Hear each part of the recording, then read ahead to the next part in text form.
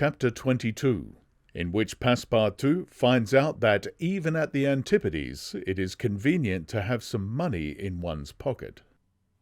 The Carnatic, setting sail from Hong Kong at 6:30 on the 7th of November, directed her course at full steam towards Japan. She carried a large cargo and a well-filled cabin of passengers. 2 staterooms in the rear were, however, unoccupied, those which had been engaged by Phileas Fogg. The next day a passenger with a half-stupefied eye, staggering gait and disordered hair was seen to emerge from the second cabin and to totter to a seat on deck.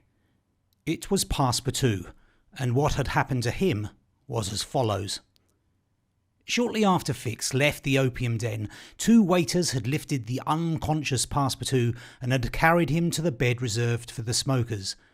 3 hours later, pursued even in his dreams by a fixed idea, the poor fellow awoke and struggled against the stupefying influence of the narcotic.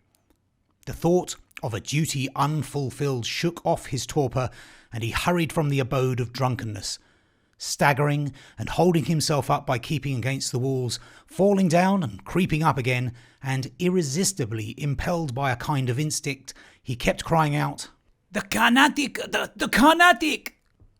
The steamer lay puffing alongside the quay, on the point of starting. Passepartout had but few steps to go, and rushing upon the plank he crossed it and fell unconscious on the deck just as the Carnatic was moving off. Several sailors, who were evidently accustomed to this sort of scene, carried the poor Frenchman down into the second cabin, and Passepartout did not wake until they were 150 miles away from China. Thus he found himself the next morning on the deck of the Carnatic and eagerly inhaling the exhilarating sea breeze. The pure air sobered him.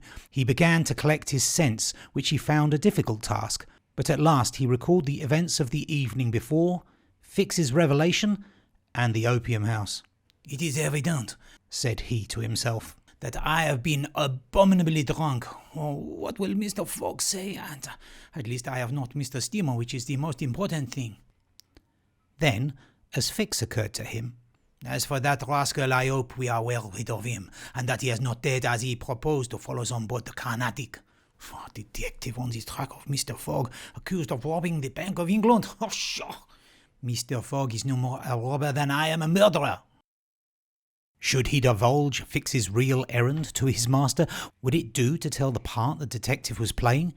Would it not be better to wait until Mr. Fogg reached London again, and then impart to him that an agent of the Metropolitan Police had been following him around the world, and have a good laugh over it? No doubt. At least it was worth considering. The first thing to do was to find Mr. Fogg and apologise for his singular behaviour.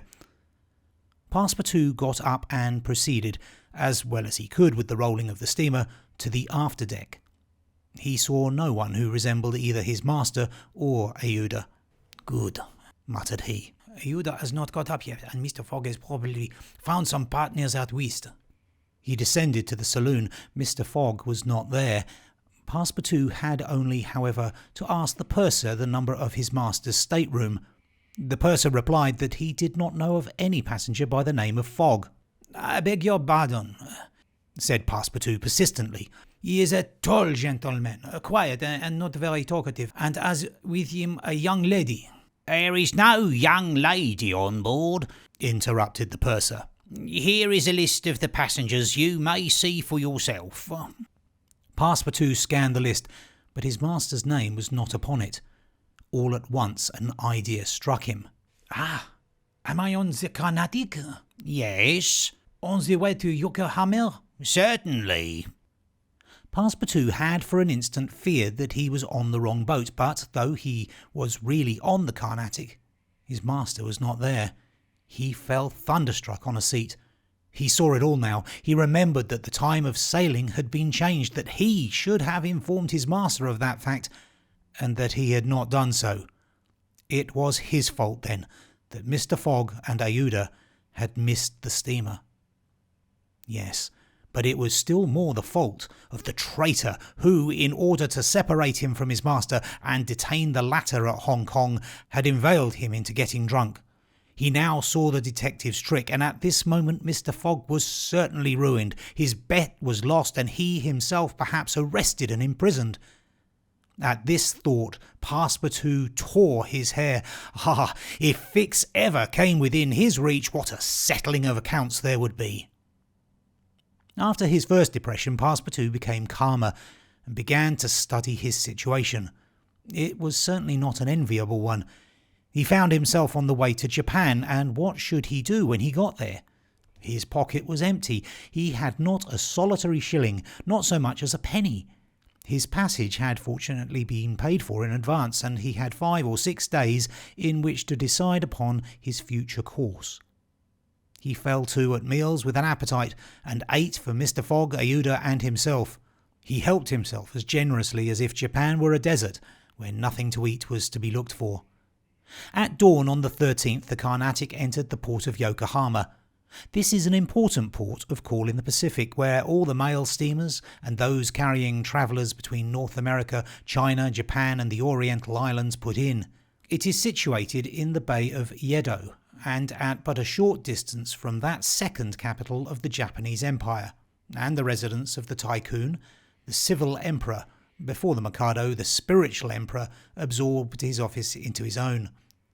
The Carnatic anchored at the quay near the custom house, in the midst of a crowd of ships bearing the flags of all nations.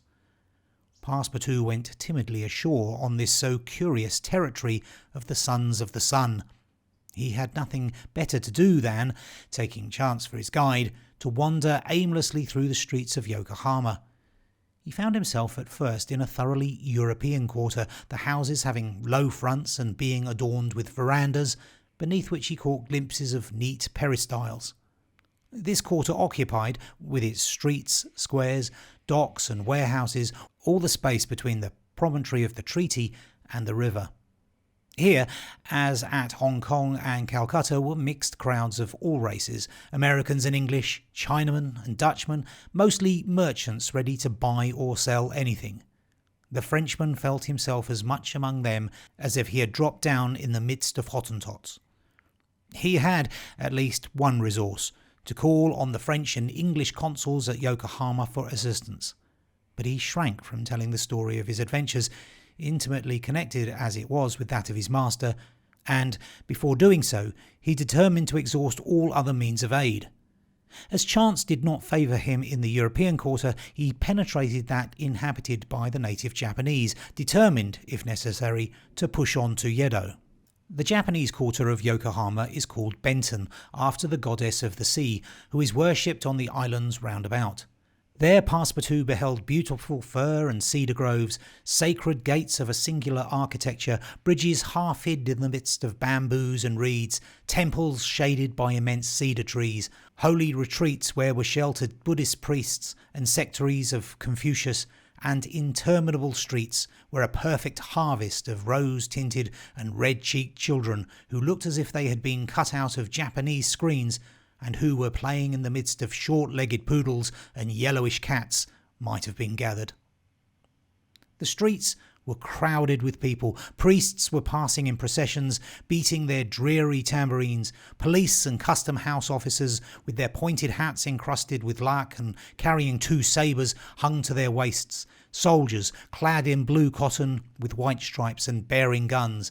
The Mikado's guards, enveloped in single doublés, hauberks and coats of mail, and numbers of military folk of all rank, for the military profession is as much respected in Japan as it is despised in China, went hither and thither in groups and pairs.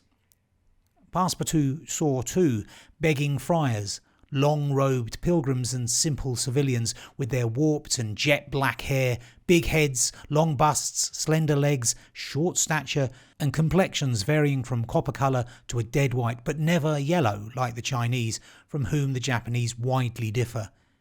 He did not fail to observe the curious equipages, carriages and palanquins, barrows supplied with sails and litters made of bamboo, nor the women, whom he thought especially handsome, who took little steps with their little feet, whereon they wore canvas shoes, straw sandals and clogs of worked wood, and who displayed tight-looking eyes, flat chests, teeth fashionably blackened, and gowns crossed with silken scarves tied in an enormous knot behind an ornament which the modern Parisian ladies seem to have borrowed from the dames of Japan.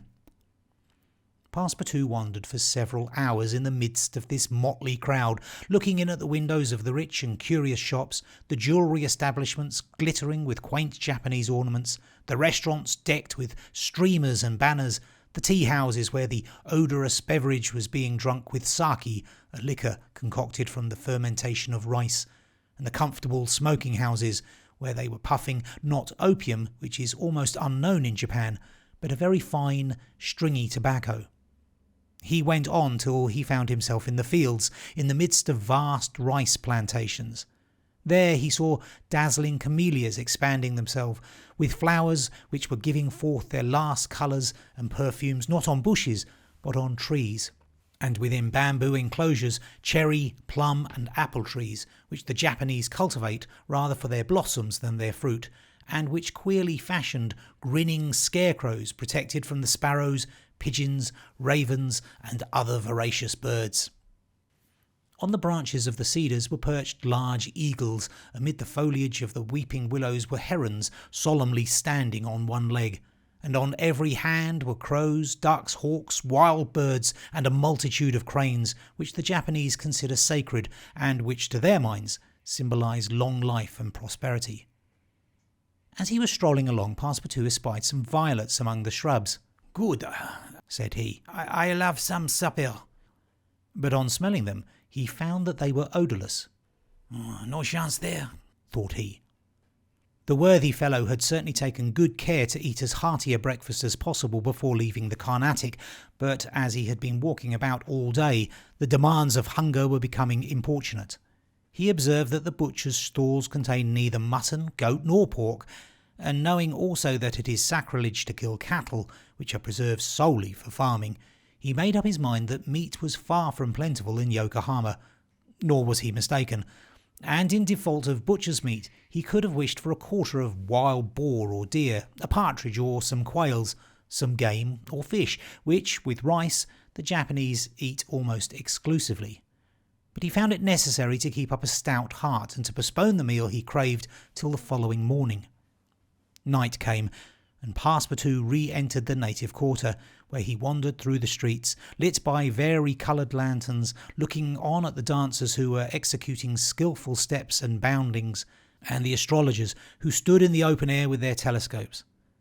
Then he came to the harbour, which was lit up by the resin torches of the fishermen who were fishing from their boats. The streets at last became quiet, and the patrol, the officers of which, in their splendid costumes and surrounded by their suites, Passepartout thought seemed like ambassadors, succeeded the bustling crowd. Each time a company passed, Passepartout chuckled and said to himself, "Good, another Japanese embassy departing for Europe."